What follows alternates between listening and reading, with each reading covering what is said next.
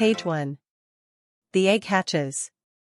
In a quiet corner of the farmyard, a mother duck waited anxiously for her eggs to hatch. One by one, the eggs cracked open, and out popped fluffy yellow ducklings. But there was one egg that was different. It was bigger than the others. And when it finally hatched, what emerged was not a yellow duckling, but a gray, ungainly creature. Page 2. The odd one out. The other ducklings immediately noticed the newcomer's differences. Its feathers were drab and gray, and its legs were longer and clumsier than theirs. They pecked and prodded at it, teasing and bullying it mercilessly. The poor creature didn't know what it had done wrong to deserve such treatment. Page 3. Teased and bullied. Day after day, the odd duckling was subjected to ridicule and scorn. It tried to keep up with the others in their games and activities, but its long legs and awkward gait made it a target for their taunts and jeers. It felt alone and unwanted, and longed for a friend who would accept it for who it was. Page 4. The search for acceptance. One day, the odd duckling decided that it had had enough. It set out on a journey to find a place where it would be accepted and valued. It wandered through meadows and forests, across rivers and streams, never stopping until it found somewhere that felt like home. Page 5. Wandering alone. For weeks, the odd duckling wandered alone, searching for a place where it belonged. It encountered all sorts of creatures along the way: rabbits and squirrels, frogs and fish, but none of them seemed to understand its plight. It was a creature without a tribe. A lonely outcast in a world full of cliques and crowds. Page 6. A new home. Finally, the odd duckling came upon a pond where a group of swans were swimming. It was hesitant to approach them at first, but something about their grace and beauty drew it in. To its surprise, the swans didn't shun it or mock it, but welcomed it into their midst. The odd duckling had found a new home. Page 7. The first glimpse of beauty. As the weeks went by, the odd duckling began to notice changes in itself. Its feathers were no longer drab and gray, but were starting to shimmer with hints of white and silver.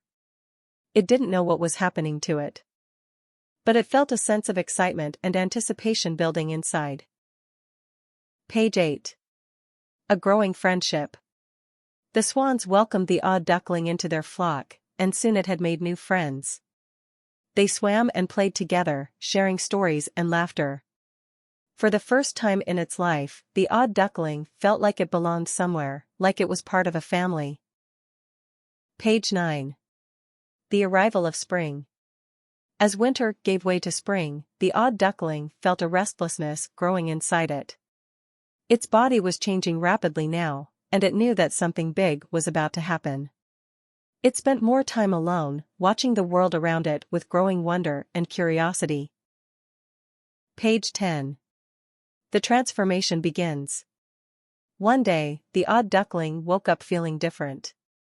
Its wings felt stronger, and its body felt lighter. It looked down and saw that its feathers had turned into a dazzling array of white and silver, just like those of the swans. It realized that it was not a duckling at all, but a beautiful swan. Page 11. Feeling different. At first, the swan felt self-conscious and awkward.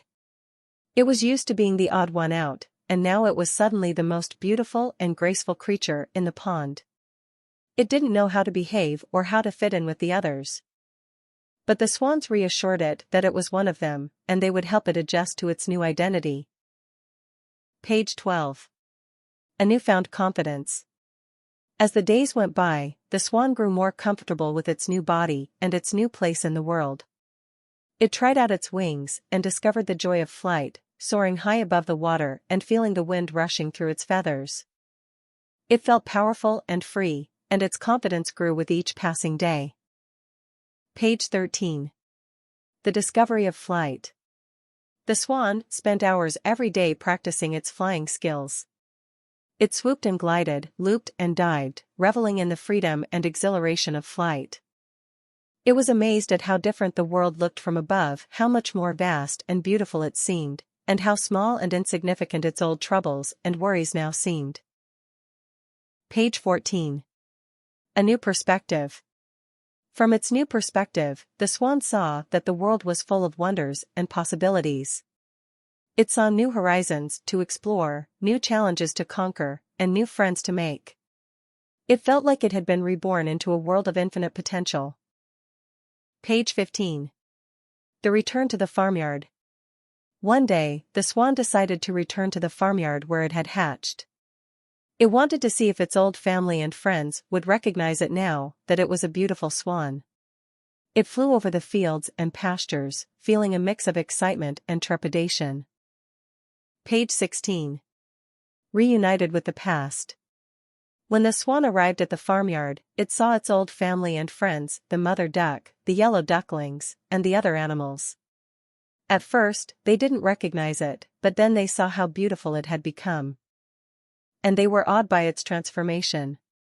They welcomed it back with open arms, amazed at how much it had changed. Page 17. Forgiveness and acceptance. The swan forgave the other animals for their teasing and bullying. It saw that they had not known any better, and that they had been acting out of fear and ignorance.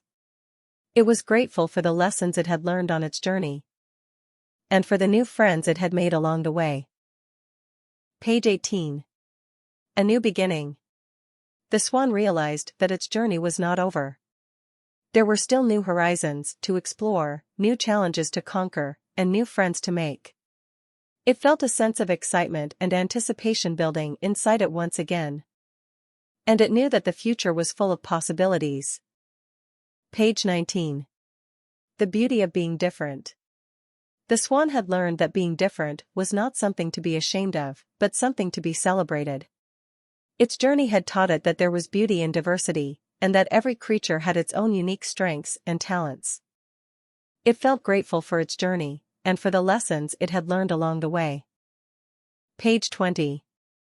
The end of one journey, the beginning of another. The swan flew off into the sunset, feeling a sense of freedom and possibility that it had never known before. It knew that its journey was not over, but that it was just beginning. It felt excited and hopeful for the future, knowing that no matter where it went or what it did, it would always be a beautiful swan. The end of one journey was the beginning of another.